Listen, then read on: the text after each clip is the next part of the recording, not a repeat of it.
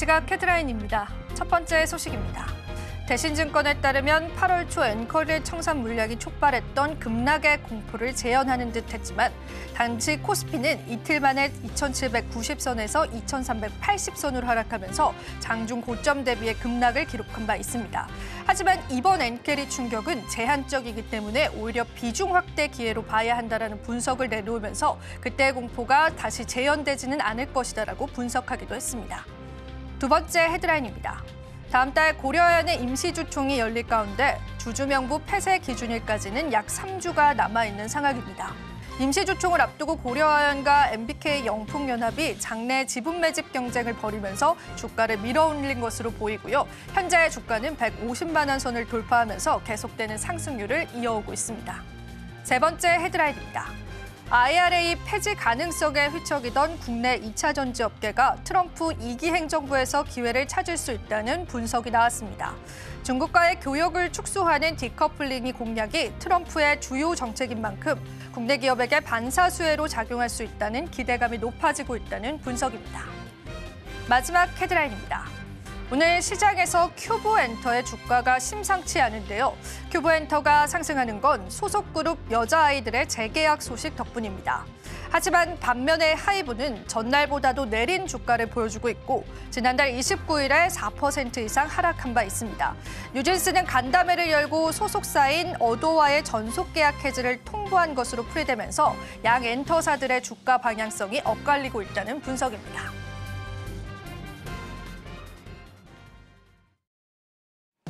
시청자 여러분 안녕하세요. 마켓 쇼쇼쇼 진행의 이지영입니다. 자, 오늘 국내 증시는 그래도 빨간불로 전환이 되면서요. 우리 시장에 어느 정도의 온기는 돌아오고 있습니다.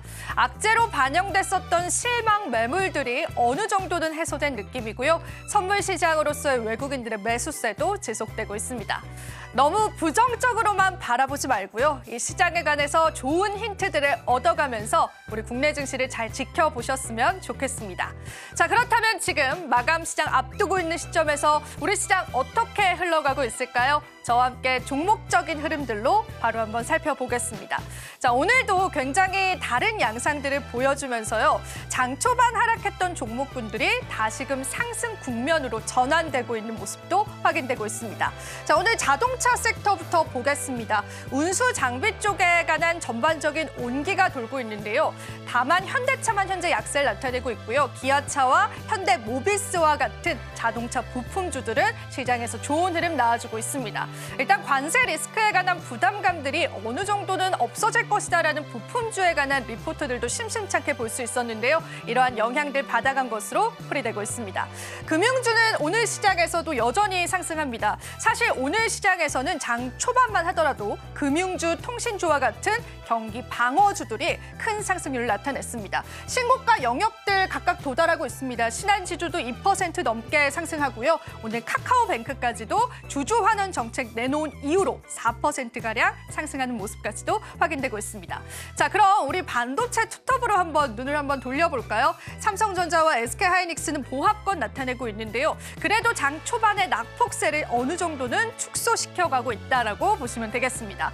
자, 오늘 LG에너지솔루션과 삼성 SDI 같은 2차 전지 셀사들도 지금 시장에서 상승합니다. 이유들을 찾아봤더니 국내 배터리사의 전 세계 점유율들이 각각 1위와 3위, 5위를 차지했습니다. 그중 단연 1위는 LG에너지솔루션이 되겠죠. 물론 전년 대비해서는 그 수출량들이 조금 줄긴 했었지만요. 점유율적인 측면에서는 여전히 잘하고 있는 우리 국내 배터리사들입니다. 우리가 물론 악재가 있긴 하지만 계속되는 호재 뉴스들도 있는 만큼 여러분들 다각화해서 시장 바라보시면 좋겠습니다. 자, 오늘 제약바이오주들도 같이 한번 살펴보겠습니다. 셀트리온과 삼성바이오로직스도 오늘 상승하고요. 알테오젠이 특히나 8% 넘는 상승률을 현재 보여주고 있습니다. 간밤 뉴욕 시장에서 국채 금리가 급격하게 하락했는데요. 이러한 영향 물량들을 받은 것으로 풀이되고 있습니다. 다만 최근에 제약바이오주들 같은 경우에는요, 급등락을 반복하고 있습니다. 그래서 투자하실 때 유의해야 한다라는 증권가의 시선들도 시장에 있습니다. 자, 오늘 화학주들 쉬어가는 흐름이고요. 고려아연 같은 경우에도 19%의 급등세 보여주고 있지만 상한가 도달했던 것들이 다시금 풀리면서 시장에 계속되는 변동성 가져오고 있다라고 보시면 되겠습니다. 자, 이렇게 해서 저희와 함께 시장에 관한 다양한 분석들 함께 나눠보셨습니다. 저희가 2부에서도요, 마감 시장까지의 전략들 이어가겠습니다. 저희 방송에서 제공해드리는 정보는 투자 판단에 대한 조언일 뿐입니다. 가치 판단 상승 하락 보장하고 있지는 않다는 점 다시 한번 유의 부탁드리면 감사하겠습니다. 자, 그럼 마켓 쇼쇼쇼 2부도요, 저희 본격적으로 한번 출발해 보겠습니다. 자, 오늘 함께해 주실 분 바로 소개해 드릴게요. 블루드림 리서치의 이주연 대표님 함께해 주셨습니다. 대표님 안녕하세요. 네, 안녕하십니까. 네. 그래도 우리 시장 좀 힘내서 열심히 저희 오늘 전략 잡아보면 좋을 것 같은데 오늘 시장 어떻게 보실까요, 대표님? 네, 시장이 아무래도 뭐 반도체, IT 섹터들 장 초반에 좀 안 좋은 흐름들 나오면서 전반적으로 좀 밀리는 그런 모습, 외국인들 수급이 돌아오지 않고 있죠. 그런 상황에서 일단 조정이 나왔는데 지난번 저점, 전저점을 잡았던 구간에서의 갭 구간을 현재 메우고 다시 반등을 하는 그런 모습들을 보여주고 있습니다. 그래서 지금 현재 지수는 뭐 쌍바닥을 좀 잡아가는 그런 과정이 있지 않나라고 생각해 볼 수 있을 것 같고요. 이 구간을 좀 지켜낸다라고 했을 때는 뭐 내일부터 증시가 좀 상승하는 흐름으로 바뀔 가능성도 열어놓고 보는 게 좋지 않겠나 이렇게 보고 있습니다. 네, 외국인 같은 경우에는 이제 현물 시장에서는 매도하지만 선물에서는 이제 매수하는 모습이 보이는데 네. 그런 부분들을 봤을 때 외국인 수급에서 우리가 긍정적으로 생각을 해볼 수 있을까요, 대표님? 일단 뭐 현물에서 이제 뭐 큰 매도세가 오늘 안 잡히고 있다라는 것은 조금 긍정적으로 볼 수는 있겠지만. 확실히 좀 현물에서의 꾸준한 매수세가 들어와 주는 게 보여야 되거든요. 그쵸. 그래서 수급적으로는 뭐 여전히 좀 좋지 않다라고 봐야 될 것 같고요. 뭐 파생 시장을 활용한 뭐 그런 뭐 해지 전략들 계속해서 활용을 하고 있기 때문에 뭐 선물에서의 한 2천억 정도 이상의 순매수 이런 부분은 또 긍정적으로 볼 수 있어요. 네. 그래서 일단 지수단에 여기서 이제 더 밀리게 되면 국내 코스피 기준으로 봤을 때는 PBR이 뭐 0.83, 거의 역대 최저 수준으로 내려가는 부분이기 때문에 이 구간은 좀 지켜낼 가능성 높지 않겠나 이렇게 보고 있고요. 다만 아쉬운 점이라고 하면 수급적으로 외국인들뿐만이 아니라 어떤 개인들의 매수세가 좀 들어와줘야 되는 그런 상황인데 아시다시피 지금 코인 시장이 너무나 잘 올라가고 있습니다. 그러다 보니 수급이 그쪽으로 좀 많이 빠진 게 아닐까라는 생각이 많이 들어요. 국내 증시로의 수급이 여전히 우리 시장의 중요한 키가 되는 것 같습니다. 사실 조금 슬픈 거는 외국인 투자자야 그렇다라고 치자면 이제 사실 지금도 고환율이잖아요.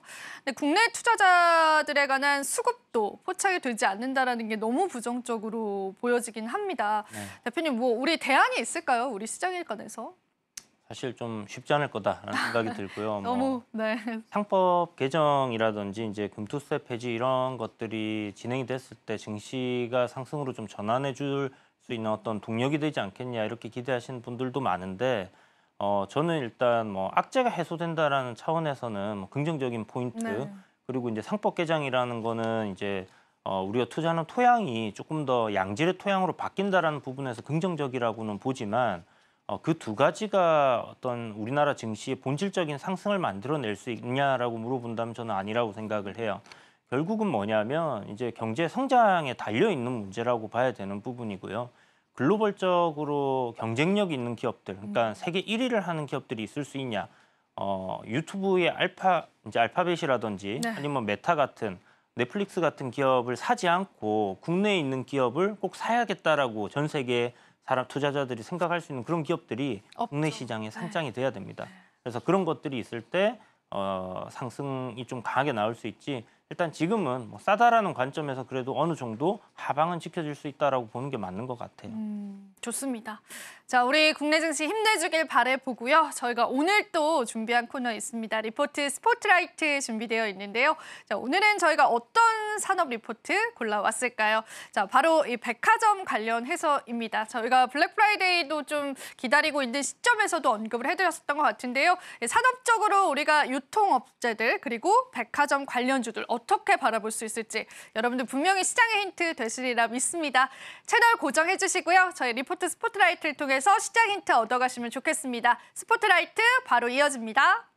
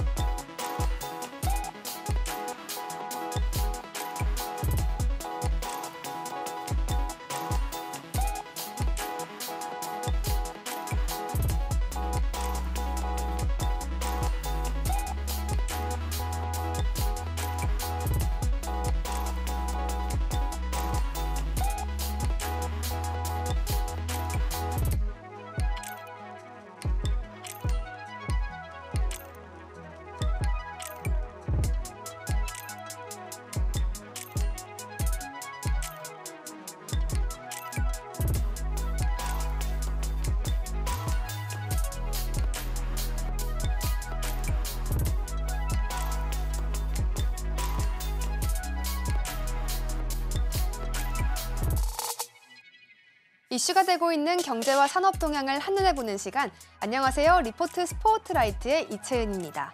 가장 대표적인 경기 민감주인 백화점주들, 그동안 경기가 어려워질 것이다라는 이야기만 나와도 움츠러들기 일쑤였는데요. 그래도 오늘 살펴볼 리포트에서는요, 이제 백화점 주목해볼 필요가 있다라고 전해줬습니다. 오늘은 키움증권의 유통 관련 리포트 함께 보시겠습니다. 백화점 3사 그동안 많이 힘들었습니다. 오늘도 약세를 보이고 있기는 하지만요. 그래도 지난주에 이렇게 금리 인하 발표가 나오면서 잠시 반등하는 모습 나와줬습니다. 그동안 이 내수주가 너무나도 움츠러들어 있었기 때문에 백화점 빅3 두 자릿수의 하락까지 보여주면서 많이 어려웠습니다. 그렇지만 금리 인하 발표 나온 이후로는 이렇게 내수 반등이 기대된다라는 기사로 분위기가 완전히 전환되는 모습이었습니다. 이 원화 약세 때문에 백화점 업종의 분위기가 완전히 달라질 수 있다는 기대감이 들어온 것인데요. 백화점 그동안 대체 얼마나 어려웠길래 이렇게 훈풍 조금 불어들었다고 반가운지 그 이유도 함께 살펴보겠습니다. 그동안 내수 소비 그리고 자회사 실적 부진 너무나도 강력했고요. 또 재무적인 악화까지 있었습니다. 이러한 이유들로 백화점 어려웠기 때문에 주가 무조건 하락할 수밖에 없었고요. 또 신세계와 현대 같은 경우 PER이 5배 수준까지 하락하면서 저평가 국면에 접어들기도 했습니다. 현대와 롯데 같은 경우에는 기대되는 배당 수익률이 기준금리보다도 높기 때문에 사실 예금을 하는 것보다 여기에 투자하는 게 더 좋았거든요. 그럼에도 불구하고 시장에 대한 우려 때문에 수급이 들어오지 않은 모습이었습니다. 이렇게 백화점에 대한 우려가 너무나도 큰 상황 속이었는데 이제는 조금 다른 분위기가 기대되고 있습니다. 바로 금리 인하의 수혜를 받아가지 않을까라는 점입니다. 한국은행이 2회 연속으로 이렇게 기준금리를 25bp 인하했습니다. 시장에서는 동결을 예상했지만 환율보다는 경기를 우선시한 그런 결과였는데요. 또 3명의 금통위원이 3개월 이내에 추가적인 인하를 할 수도 있다는 가능성까지 보여주면서 이 금리가 더 빠르게 인하될 수 있지 않을까 그 가속까지 기대할 수 있게 되었습니다. 그러다 보니 가계 이자 부담이 점점 줄어들면서 내수 소비가 반등되고 또 백화점 업종에 대한 강력한 상승 재료가 되지 않을까라는 기대감 들어오고 있는 상황입니다. 백화점의 앞으로 전망 살펴보셔야겠습니다. 단기적인 전망 먼저 보실까요? 단기적으로는 사실 여전히 실적 가능성이 좋지는 않습니다. 하지만 정부가 이 내수 회복을 위한 정책을 편다면 장기적으로는 좋아질 수도 있겠는데요. 그 부분 뒤에서 한 번 더 짚어드리겠고요. 또 4분기에는 그동안 포근한 날씨를 보였기 때문에 실내 백화점으로 고객을 모으질 못했기 때문에 이 매출 부진 계속 이어질 수 있다는 전망 나오고 있습니다. 또 공항 명세점에 대한 임차료 부담도 사라지지 않고 있는 상황이기 때문에 4분기의 단기적인 반등은 조금 어려울 수 있다고 봤습니다. 장기 전망 함께 보시겠습니다. 주가는 실적을 선행해서 반등한다는 점 오늘 리포트에서 한 번 더 짚어줬습니다. 또 내수 회복을 위해서 정책을 바꾼다면 이 실적 추정치까지 우리가 상향해볼 수 있다는 점 짚어드리겠고요. 또 2012년 과거 사례를 보면서도 또 하나까지 우리가 힌트를 얻어갈 수 있겠습니다. 이 금리 인하를 가속하면 백화점 밸류에이션이 선제적으로 반등하는 것 우리가 2012년의 사례에서 볼 수 있었는데요. 다시금 또 재반복될 수도 있겠다는 점 기대감으로 나와 있습니다. 탑픽도 함께 살펴보시죠. 현대백화점 먼저 보시겠습니다. 현대백화점이 가장 큰 탑픽이었는데요. 목표가 63,000원 제시되어 있습니다. 현재는 45,000원대에서 움직이고 있는 현대백화점. 이 백화점 3사 중에 실적 가시성, 안정성 가장 우수하다고 평가받고 있고요. 또 공항 면세점에 대한 임차료 부담도 없기 때문에 계속해서 좋은 실적 가져갈 수 있을 것이란 전망입니다. 또 자회사인 매트리스 회사 이 지누스에서도 실적이 잘 나올 수 있겠다라는 점까지 짚어줬습니다. 다음으로 신세계 함께 보시겠습니다. 목표가 21만 원 제시되었고요. 현재는 13만 1,000원대에 거래되고 있습니다.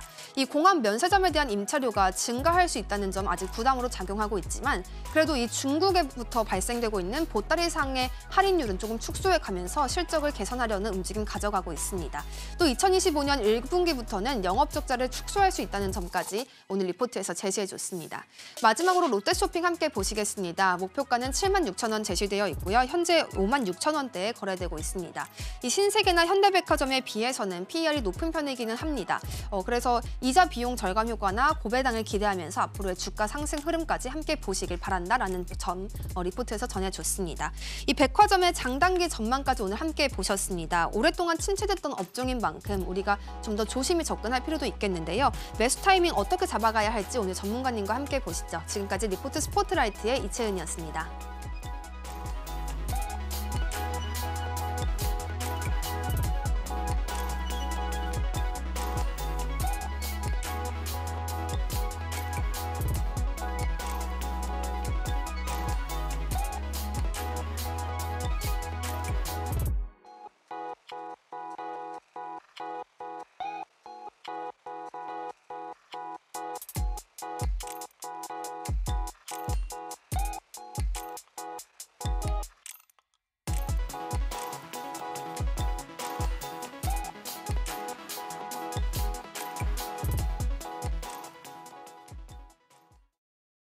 네, 리포트 스포트라이트 함께 여러분 살펴보셨습니다. 자, 그럼 대표님과 함께 이쪽 산업에 관한 이야기 좀 들어보면 좋겠는데요. 그간 오래 눌려 있었던 사실 백화점 유통 업종입니다. 우리가 건너야 할지 말아야 할지 고 스탑 홀드 중에 어떤 거를 바라보실까요? 네, 저는 일단 홀드라고 이야기를 홀딩을 해보자. 네. 스탑 쪽으로 살짝 더 가 있기도 한데요. 일단 별로 그렇게 긍정적으로 보지 않습니다. 않아요? 이유가 뭘까요? 사실 많이 빠져 있다. 그리고 싸다라는 인식은 있죠. 관점 빼고는 뭔가 별 볼 일 없지 않나라는 생각을 하고 있고요. 현재 뭐 백화점들 같은 경우에 추세적으로 계속 하락하고 있는 그런 부분이 있거든요. 그러니까 지금 가격이 상승으로 전환을 해준다라면 지금 이제 요 구간에서 저점을 잡고 상승을 해준다라면 그나마 좀 긍정적으로 볼 수 있는 부분들이 실적 대비해서 굉장히 싸다라는 부분은 분명히 있어요. 그래서 그런 저가 매수를 노린다라는 차원에서 그리고 언젠가는 올라간다라고 생각을 한다라면 해볼 수는 있다라는 생각은 들지만 여전히 주가는 하락 추세에 놓여 있다라는 부분이 고로 이 신호를 드리기에는 초록불 신호를 드리기에는 조금 더 기다려 봐야 된다, 확인이 필요하다라는 생각이 들고요. 좀 전에 이제 리포트 얘기를 들으셨겠지만 금리 인하를 지금 한다라는 부분이 시장의 유동성을 뭐 공급을 하고 뭐 어떤 기업들의 투자를 좀 더 자극시키고 하는 그런 부분들의 뭐 요인이 될 수도 있겠지만은. 다른 면으로 생각을 해보면 그만큼 경기가 어렵다라는 걸 이야기를 하는 부분이거든요. 그렇죠. 네, 그래서 그런 걸 생각했을 때 지금 좀 쉽지 않을 것 같다라는 생각을 하고 있고요. 그럼에도 불구하고 사실 국내 어떤 백화점 3사라고 하면 실적을 꾸준히 잘 내고 있어요. 사실상 실적은 네, 그렇죠. 실적이 뭐 2천억대, 6천억대, 신세계 같은 경우는 이제 꾸준하게 거기서 이제 뭐 조금 줄어들긴 했었지만. 크게 뭐 적자가 난다든지 뭐 아니면 뭐 엄청나게 실적이 줄어든다든지 이런 게 없이 꾸준하단 말이죠. 그렇게 실적이 잘 나오고 있는 상황인데 금리가 높은 시점에서도 금리가 낮아졌다고 해서 뭐 대단히 좋아지느냐 그런 건 아니에요. 점진적으로 조금씩 좋아지는 그런 부분입니다. 결국은 무슨 말이냐면 백화점에서 소비를 하는 사람들은 경기의 영향을 크게 받지 않고 계속 소비를 해왔다라는 부분이고 그렇다면 경기가 대단히 좋아지지 않는 다음에는 새로운 어떤 소비자들이 백화점을 찾겠냐라는 부분으로 우리가 또 생각을 해볼 수 있을 것 같습니다. 그래서 어떤 실적 대비해서 아니면 뭐 자본 대비해서 저평가되어 있다라는 부분들은 맞는 말이고 그런 아이디어로 우리가 투자를 한다라는 관점으로 접근한다면 해볼 수는 있다라는 생각은 들지만 뭔가 여기서 미래에 대한 성장이 없는 네. 그런 기업들에게 기업들에 투자를 한다.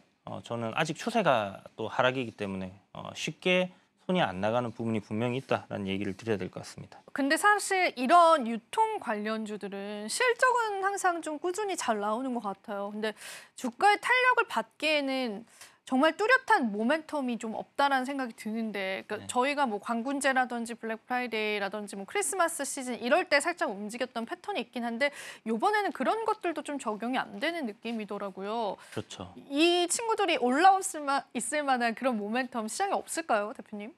2020년, 2021년처럼 대단한 유동성이 있다면 시장에 공급이 네. 되고 정말 모든 게 다 올라서 너도 오르고 네. 나도 오르고 다 비싸다라는 생각이 들 때 그때서야 싼 게 뭐가 있지라는 관점으로 사람들이 찾다 보면 이런 것들도 이제 그때 움직일 수 있거든요. 그런데 지금은 좀 아닌 것 같다는 생각이 들고 또 우리가 큰 트렌드를 보더라도 사실 뭐 백화점 가서 쇼핑을 하시는 분들도 계시지만 네. 다수의 사람들은 이커머스 시장을 많이 활용을 하고 있습니다. 미국 같은 경우만 해도 2017년도부터 해서 아마존 효과라고 아마존, 그쵸. 아마존이 이제 굉장히 크게 이렇게 잘 되기 시작하면서부터 오프라인 매장들이 굉장히 크게 그쵸. 문을 닫는 그런 상황들이 발생했고 백화점들도 대부분 이제 망해가는 그런 추세로 가고 있거든요. 그래서 어떻게 보면 상대적으로 국내 백화점들이 잘 버티고 있다라고 생각은 할 수 있지만 이게 온라인으로서의 진행이 되지 않는다라고 하면 결국은 도태될 수밖에 없는 그런 사업이지 않겠나 이렇게 보고 있습니다. 네, 일단은 우리가 홀드의 관점에서 보긴 봐야 될 것 같은데 그래도 이제 이 중에서 키 종목이 있다라고 한다면 네. 대표님께서는 그래도 어떤 기업들 좀 긍정적으로 보실까요? 개 중에서 일단 뭐 3사 하면 롯데쇼핑, 그다음에 신세계, 현대백화점 현대? 이렇게 볼 네. 수 있는데 롯데쇼핑 같은 경우는 이제 배당을 6% 이상 뭐 굉장히 많이 주는 네. 걸로 잘 알려져 있고 배당 관련주로는 좀 괜찮습니다만 지금 롯데그룹의 어떤 그 자본 경색 뭐 이런 신용 경색 나오는 네. 그런 부분들 생각해 보면 조금 리스크가 있지 않나라는 생각이 들고요. 신세계나 뭐 현대백화점 비슷하긴 한데 신세계 같은 경우는 저는 아직 약간 그 승계에 대한 부분이 그게 리스크가 될 수 해결이 되지 있다. 않은 것 같다라는 생각을 하거든요. 그렇다면 그게 조금 해결될 때까지는 한번 기다려봐야 될 네. 것 같고 또 보면 이제 면세점을 굉장히 좀 많이 크게 진출해 있잖아요. 거기에서 뭔가 두드러지는 어떤 실적의 턴이 만들어지지 않는다면 관심은 갖되 조금 상대적으로 현대백화점이 조금 더 낫지 않겠나라고 생각을 하고 있습니다. 그래서 3사 모두 비슷하긴 한데 그 중에서 굳이 꼽아야 된다라면 굳이 뽑아야 네, 된다면? 굳이 꼽아야 된다라면 네. 저는 이제 현대백화점이 맞다 이렇게 보고 있습니다.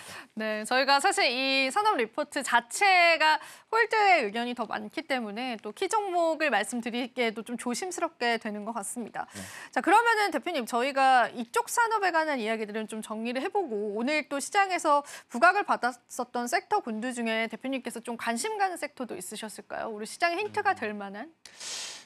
오늘 섹터라고 하기는 조금 그렇고요. 그럴 것 네. 같고요. 테마라고 한다라면 이제 테슬라에서 자율주행 쪽 네, 역시나 네.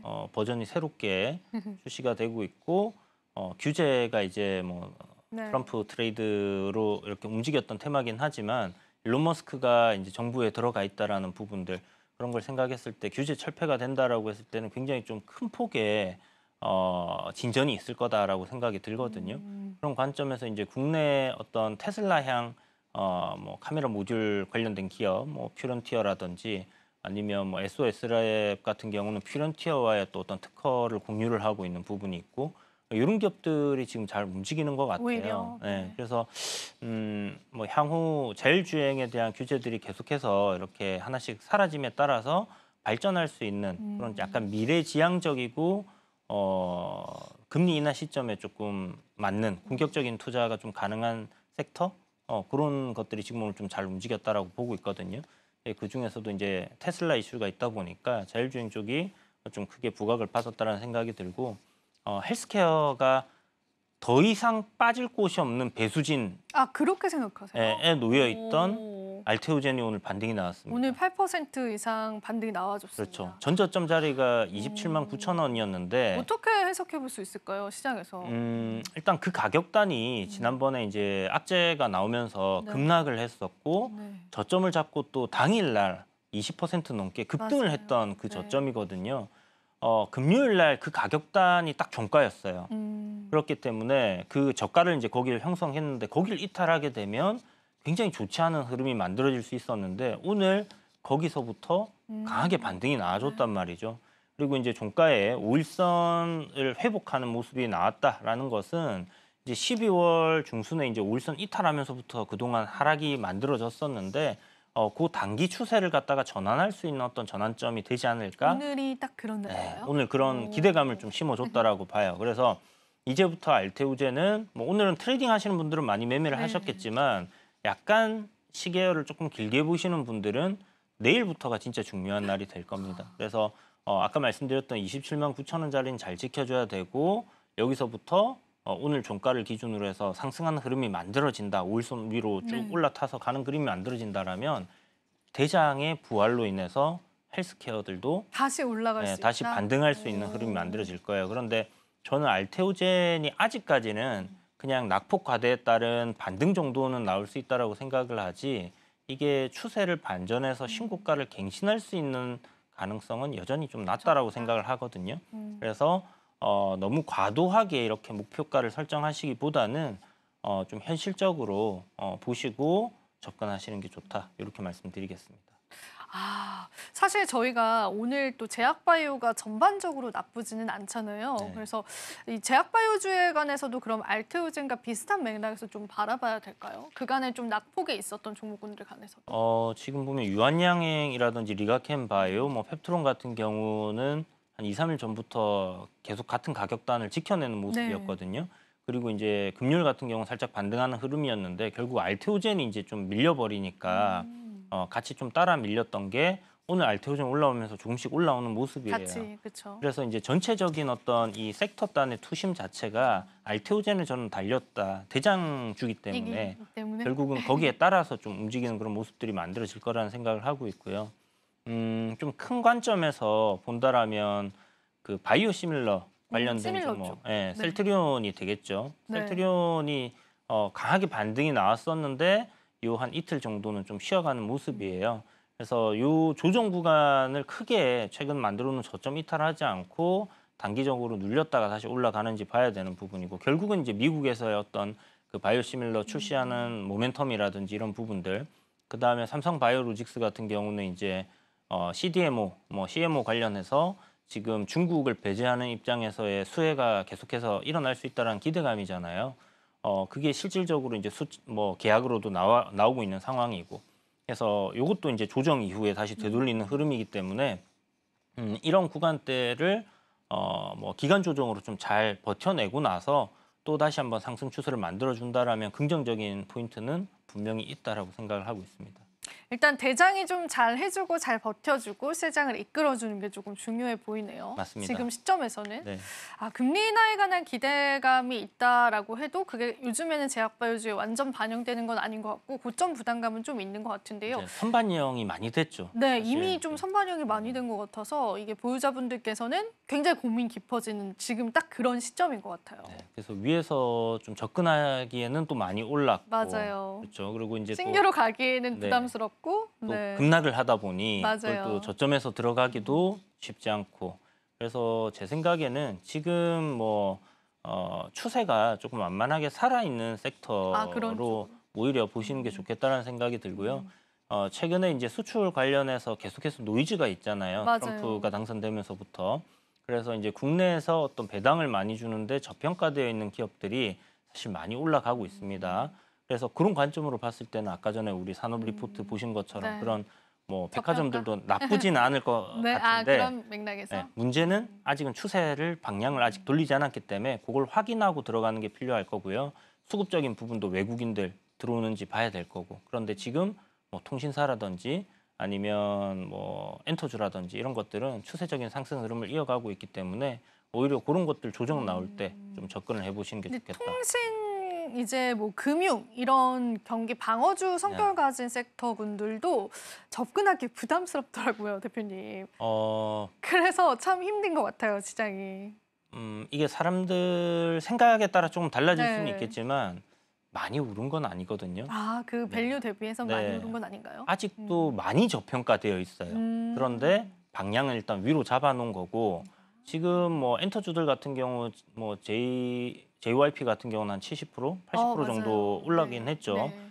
밸류로는 사실 조금 뭐 측정하기가 네. 엔터주들 같은 경우는 엔터도 이제 많이 올랐고. 내년에 어떤 호재 이제 실적의 개선이나 이런 것들을 보고 가야 되는 부분이기 때문에 조금 뭐 걸릴 수는 있겠지만 통신사들 같은 경우는 여전히 많이 저평가되어 있습니다. 그런가요? 네, 그래서 추세를 확실하게 지금 잡아놓은 구간에서 조정이 나오는 것들을 조금씩 분할 매수해 보신다면 우리 은행주들 지금 막 신고가 랠리를 막 갈 때 제가 2023년도 은행주들 많이 추천을 드렸거든요.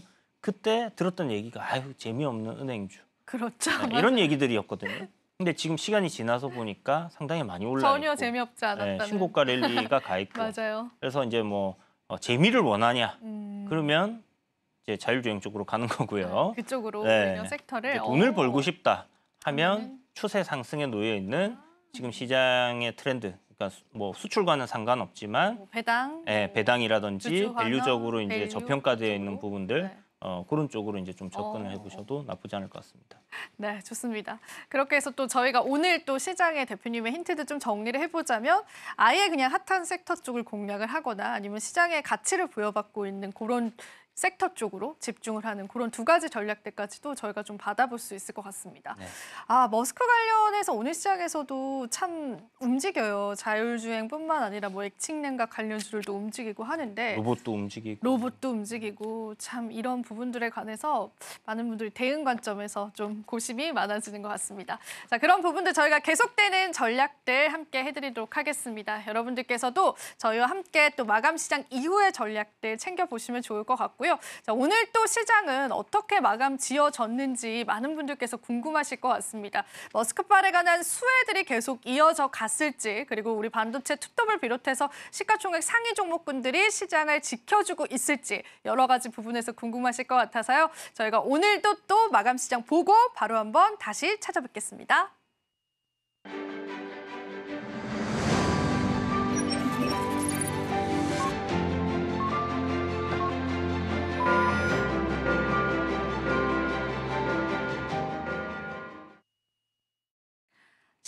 첫 거래일 마감 시장 저희 마무리 지어보도록 하겠습니다. 오늘 양지수 좀 엇갈린 반응 보여줬던 것 같은데요. 대표님과 함께 오늘 시장에 관해서 어떤 전략들 잡아보면 좋을지 마감 시장 한번 이야기 들어보겠습니다. 네, 지금 앞서 말씀드렸던 것처럼 지수가 이제 약간 아랫꼬리를 달고 마무리하는 그런 모습이었는데 삼성전자의 반등과 함께 그렇게 만들어지는 모습이거든요. 삼성전자도 마찬가지고 지금 코스피도 마찬가지로 굉장히 그 전저점 구간을 이탈하지 않고 되돌림이 만들어질 경우에는 기술적인 흐름이 굉장히 좋게 잡힐 수가 있는 그런 위치에 놓여 있습니다. 물론 기술적인 포인트 말씀드리는 부분들이 외국인들이 계속 팔면서 내일 또 밀려버리면 그렇죠. 무색하게도 또 안 좋은 흐름이 될 수 있겠지만 아까 앞서 말씀드린 것처럼 역사적인 그 PBR 저점단까지 내려와 있는 상황이기 때문에 여기서 하방으로 크게 밀리기보다는 저점을 형성할 가능성이 저는 조금 더 높다라고 보고 시장에 접근해야 된다라고 생각을 하거든요. 제가 오늘 또 막 다양한 리포트들 보는데 지금 최근 이제 코스피 코스닥 하락률이 2008년 금융위기 수준까지 가고 있다고 하더라고요. 저는 그 시절은 아직은 지나오지 않아서 기억은 안 나는데 왜 이렇게 좀 지수 자체가 약진인지 참 속상한 마음도 들어요. 그것도 국내 증시만요. 좋은 기업이 없어서 그렇게 기업이 여전히 부재하다. 뭐 테슬라를 살래 한국의 자율주행 관련된 웨프를 기업을 살래, 살래. 엔비디아를 살래, 뭐 이렇게 되니까. 지금은 이제 굉장히 손쉽게 글로벌 뭐 탑티어 기업들을 살 수 있는 그런 상황이다 상황이기 보니까 때문에 와. 누구나 쉽게 미국 주식들을 사게 되는 거죠. 그래서 그때와 지금 비교해 보면 그나마 이제 투자자들이 팬데믹 이후에 1,500만 명으로 늘어났던 부분 때문에 이 정도나마 좀 네. 버티고 있는 게 아닐까라는 생각을 해볼 수 있는 거고요. 외국인들 입장에서도 지금 환율도 사실 굉장히 약하기 때문에 국내 증시를 정말 싸게 살 수 있는 기회임에도 불구하고 들어오는 거죠. 안 들어와요. 네. 그리고 지금 아시아 증시 오늘 보면 제가 뭐 여기 방송 들어오기 전에 마지막으로 봤었을 때 뭐 니케이도 나쁘지 않았고 나쁘지 않아요. 일본 대만은 증시도. 굉장히 네. 잘 오르고 있고요. 잘하고 있죠. 반도체. 중국도 상승이 나오고 있었습니다. 그러니까 아시아 증시 전부 다 괜찮은데 한국 증시만 오늘 지지부진하게 조정을 받고 있는 그런 상황이었기 때문에 이런 현상이 이제 과연 어디까지 갈 것이냐 하는 부분들 결국은 수급의 논리로 움직인다라고 보면 외국인들이 매수세 들어와줘야 된다. 네. 알겠습니다. 그래도 오늘 우리 시장을 움직였었던 섹터들은 분명히 있었습니다. 하나하나 저희가 이야기 나누면서 대표님과 전략 잡아볼게요. 자, 오늘의 핫섹터 첫 번째 섹터부터 열어보겠습니다. 대표님 같이 한번 봐주세요. 네. 초전도체 관련해서 좀 움직이는 흐름 보여줬는데 일단은 이게 사실 로봇 쪽으로 조금 엮이면서 상승이 좀 나와진 것 같아요. 근데 상승률이 크진 않습니다. 네. 신성 델타테크 너무 유명한 종목이죠. 네. 대표님 전략 저희 어떻게 잡아볼까요? 보지 말아야 된다. 보지 말아라. 네. 이미 대시세가 나왔고요. 이제 조정이 많이 빠진 상황에서의 어떤 반등 정도를 보여주는 그렇구나. 어떤 그런 위치에서의 시세거든요. 여기에는 뭐 이런저런 이야기를 붙여서 이제 시세들이 좀 나올 수는 있겠지만 그리고 워낙에 강했던 종목들이기 때문에 반등 시세 또한 강하게 움직임이 나와줘요. 그런데 여기에 이제 그 함정이라고 생각을 하는데 말려 들어가게 될 경우에는 굉장히 좀 고생을 하실 수 있습니다. 그래서 트레이딩을 잘 하시는 분들, 그런 분들이 어떤 모멘텀에 따라서 시세 탄력의 뭐 시세 변동성이 크기 때문에 거기서 이제 매매 관점으로는 시세 차익을 노리고 접근하겠지만 뭐 일반인 분들이 저런 것들을 이제 사서 이거 앞으로 쭉 갈 거야 이렇게 생각하고 접근하시게 되면 굉장히 큰 손실을 볼 수 있는 그런 구간이고 테마니까 지금은 안 보는 게 가장 좋다. 알겠습니다. 아주 명쾌했습니다. 저희 그럼 다음 섹터 바로 한번 살펴보겠습니다.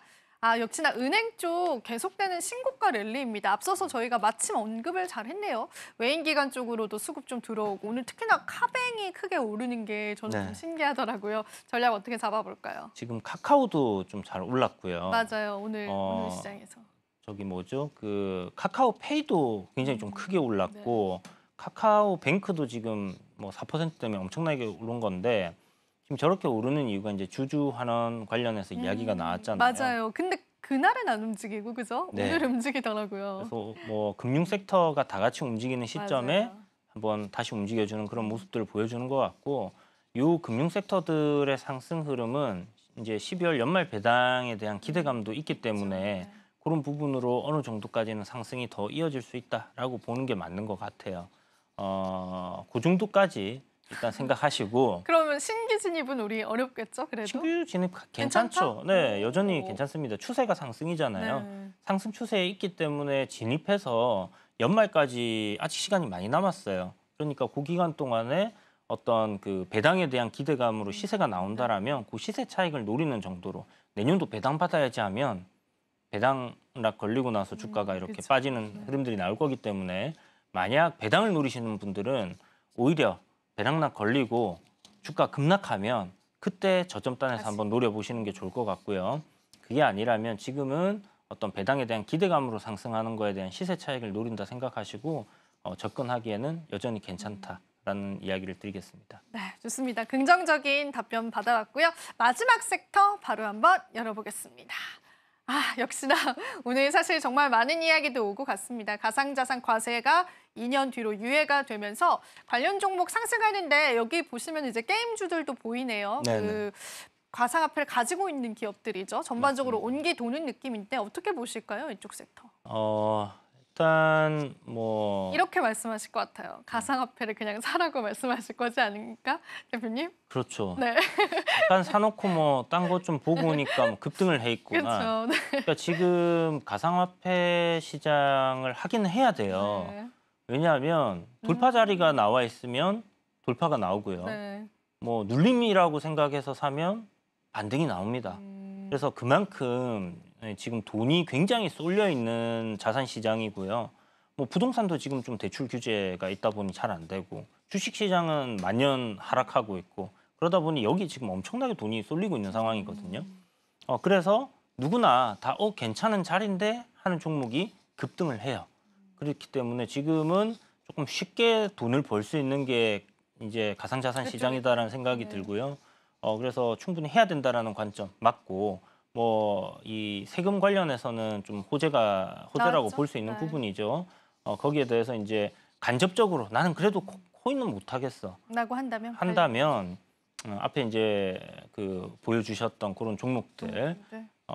제이시언 시스템 같은 경우는 이제 드론이라든지 그쪽이잖아요. 이제, 제이슨. 그래픽 카드를 또 국내에서 생산하기 때문에 그런 관점으로 이제 엮여 있는 것 같은데 그런 종목들도 나쁘진 않다라고 생각을 해요. 그런데 두나무의 지분을 보유하고 있는 기업들 같은 경우는 그 회사가 이제 상장을 하던 안 하던 가치가 굉장히 크게 형성돼 있단 말이죠.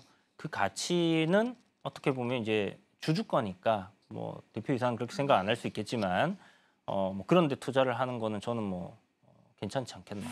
조금 긴 관점으로 본다라면 그렇게 생각을 하고 접근하시면 좋을 것 같습니다. 네, 좋습니다. 자, 이렇게 해서 저희가 핫섹터 한번 이야기 나눠봤고요. 그다음에 이제 내일을 위한 준비해야겠죠. 우리 시장은 쉬지 않습니다. 대표님께 또 오늘 시장에서 어떤 힌트들을 얻으셨는지 한번 이야기를 나눠볼 텐데 대표님께서 직접 또 열어주셔야 되거든요. 오늘 또 어떤 이슈들 가지고 오셨는지 네. 내일 예측의 힌트가 되길 바라면서 대표님 한번 열어주십시오. 네. 네, 열려라 참깨 참깨! 이렇게 네. 네, 오늘의 이슈 TMI입니다. 트럼프의 무풍지대 엔터. 저도 상당 부분 공감을 합니다. 네. 관련해서도 좀 모멘텀 가져가더라고요.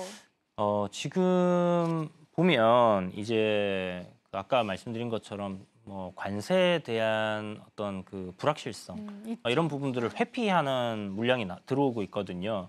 그러니까 이제 통신사들이 잘 가거나 유틸리티 관련주들 뭐 KTNG라든지 컨텐츠, 아니면 미디어, 그죠? 뭐 컨텐츠나 미디어 쪽 가는 이유도 결국은 이제 트럼프 관세를 회피하는 그런 물량들이라고 보시면 좋을 것 같고 여기에 기관과 외인들이 투자를 하는 이유는 개인 투자자들은 장이 안 나쁘면 현금을 들고 있을 수 있어요. 물론 그렇게 절제를 하시는 분들이 잘 없겠지만 우리는 손절을 언제든지 할 수 있고 현금을 들고 있을 수 있지만 이 자금이 들어와 있는 기관들 운용을 해야 되는 입장에서는 그 돈을 그냥 장이 안 주니까 현금 듣고 있을래요 하면 잘리거든요. 네. 그러니까 뭐라도 이렇게 사긴 사야 사고 되니까. 투자를 해야 되는 네. 입장이다 보니 일을 안 하는 것처럼 비춰질 수 있잖아요. 맞습니다. 그래서 이제 거기 안에서의 어떤 아이디어를 짜내다 보니 결국은 이런 쪽으로 국내 시장에 들어와 있는 자금들이 움직인다라고 봐야 되는 부분이고요.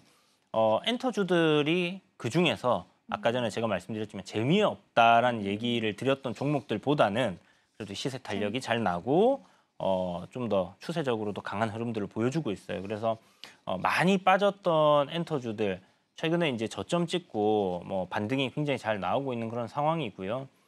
JYP 엔터가 일단 뭐 시세적으로는 대장의 흐름을 이번 상승에 보여주고 있습니다. 그래서 지금 시장이 주도주가 없네라고 하실 수 있겠지만 우리가 추세를 딱 놓고 시장을 딱 놓고 봤을 때 시장은 머리를 아래로 받고 있는 상황임에도 불구하고 엔터주들은 강한 상승 흐름을 보여주고 있어요.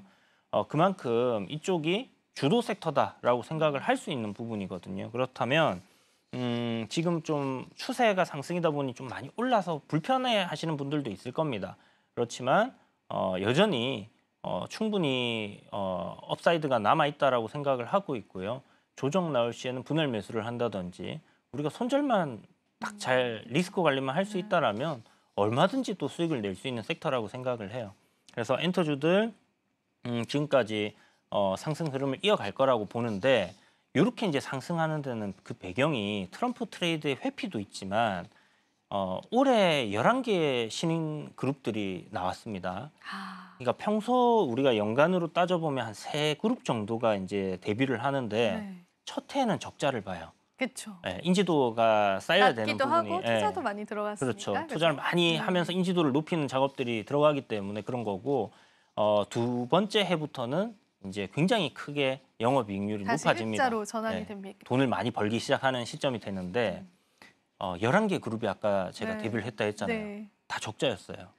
예. 아, 그래서 주가가 많이 빠져 있었던 이유가 그게 지난 가을이 거의 저점이었잖아요. 그렇죠. 그죠? 네. 네, 그래서 지금 실적이 다 안 좋다 보니 네. 대부분의 이제 엔터주들이 조정을 많이 받았고 이번에 이제 내년에 대한 기대감.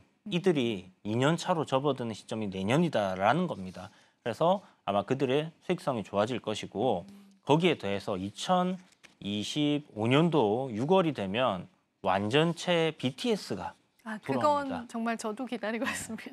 왕의 귀환이다. 왕의 기한입니다. 뭐 이런 얘기를 하는데 또 거기에 또 왕비의 기한도 있습니다. 어떤 왕비님이세요? 블랙핑크가 완전체로 활동을 블랙핑크 시작하거든요. 완전체, 네. 네, 그래서 2025년도를 살펴보면 이제 신규 아티스트들이 지금 자리를 잘 잡아서 수익을 내는 구조들이 될 거고 또 이제 기존에 잘 하던 아티스트들이 또 활동을 왕성하게 하는 시점이 돼요. 그래서 엔터주들의 실적이 다시 좋아진다라는 관점으로 지금 이게 선반영되고 있는 과정이니까 그렇다면 우리는 추세를 믿고 여기에 투자를 해볼 수 있지 않나라는 관점으로 좀 접근을 하시면 좋을 것 같습니다. 궁금한 부분들이요, 대표님. 사실 지난 가을의 저점 이후에 그래도 반등 구간들이 다 나타나고 있잖아요. 네. 사실 하이브는 좀 제외하더라도. 네네. 그러면 이제 어느 정도까지 올라왔을지. 그래서 우리가 좀 거기서 투자 포인트를 찾을 수 있을 것 같은데 많이 올라왔나요, 대표님?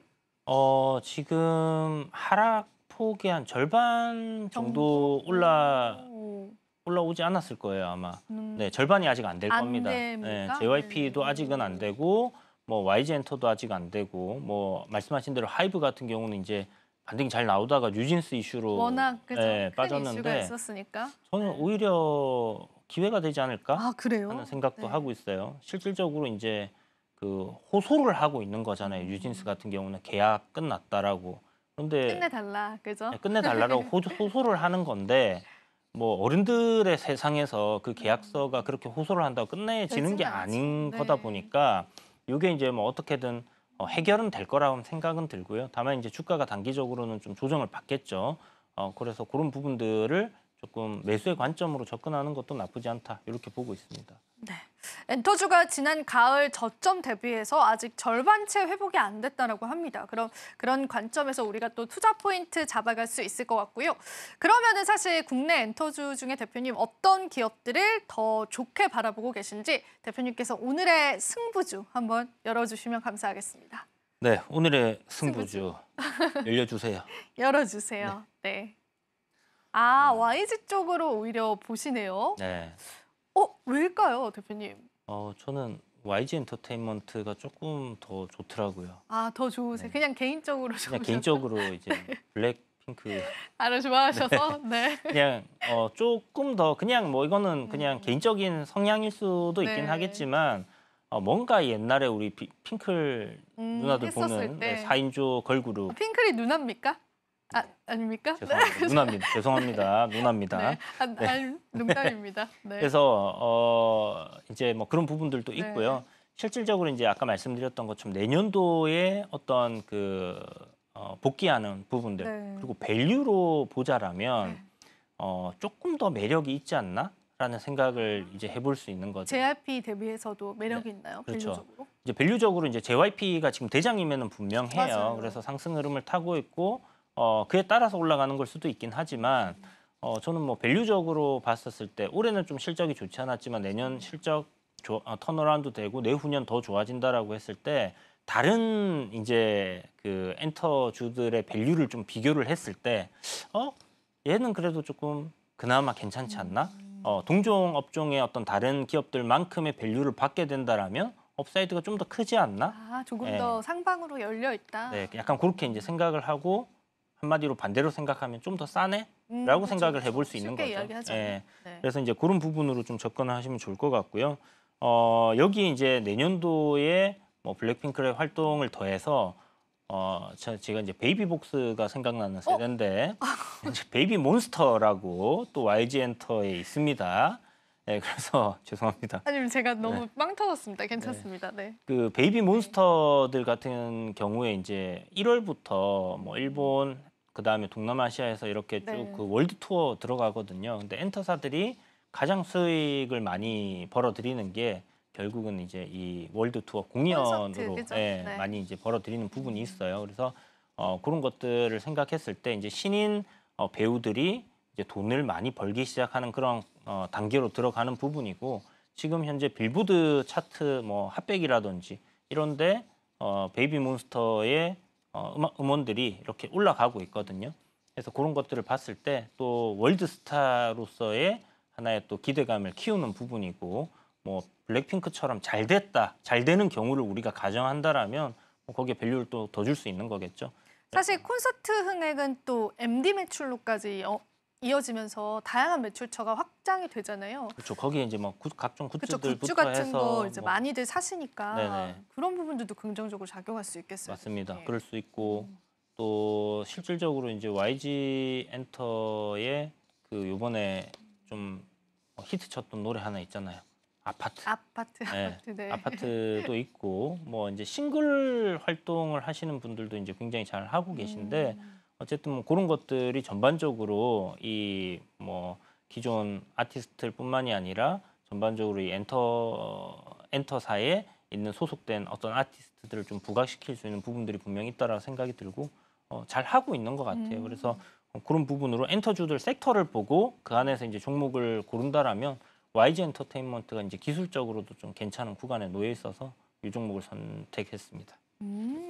아직까지 그런 밸류적으로는 굉장히 좀 좋다라고 보시는 건데 가격 전략도 조금 궁금할 것 같습니다. 물론 어느 정도의 반등 구간 나타나 있긴 한데 네. 대표님께서는 어느 정도 선까지의 가격 상승 조금 내다보실까요? 6만 원짜리가 일단 저항 자리거든요. 그래서 한 그 정도까지는 추가적인 상승이 나올 수 있을 거라고 생각을 하고 있고요. 어제 저점을 형성했던 가격단이 대략 뭐 46,400원이었나 아마 그럴 거예요. 네. 46,400원, 500원 정도 뭐 손절 잡고 이렇게 좀 접근을 하신다라면 뭐 단기적으로 어떤 손실은 좀 짧게 보고 수익은 조금 길게 볼 수 있는 그런 구간이기 때문에 이 추세 흐름대로 한번 몸을 실어 보시는 것도 음악에 맞춰서 그렇게 해보시는 것도 좋지 않겠나 싶습니다. 네, 대표님이 좋아하는 블랙핑크가 컴백합니다. 저희가 또 관련해서 관련주들의 흐름 같이 체크해보면 좋겠습니다. 자, 오늘도 도움 말씀 주신 대표님께 감사 인사 드리면서 보내드릴게요. 대표님 오늘도 고맙습니다. 네, 감사합니다. 마지막으로 본 방송에서 제공해드리는 정보는 투자 판단에 대한 조언일 뿐입니다. 가치 판단과 상승 하락 보장하고 있진 않다는 점 다시 한번 유의 부탁드립니다. 네, 저희는 내일 이 시간 더 알찬 정보들로 찾아뵙도록 하겠습니다. 12월 첫 거래에 우리 시청자분들도 고생 많으셨습니다.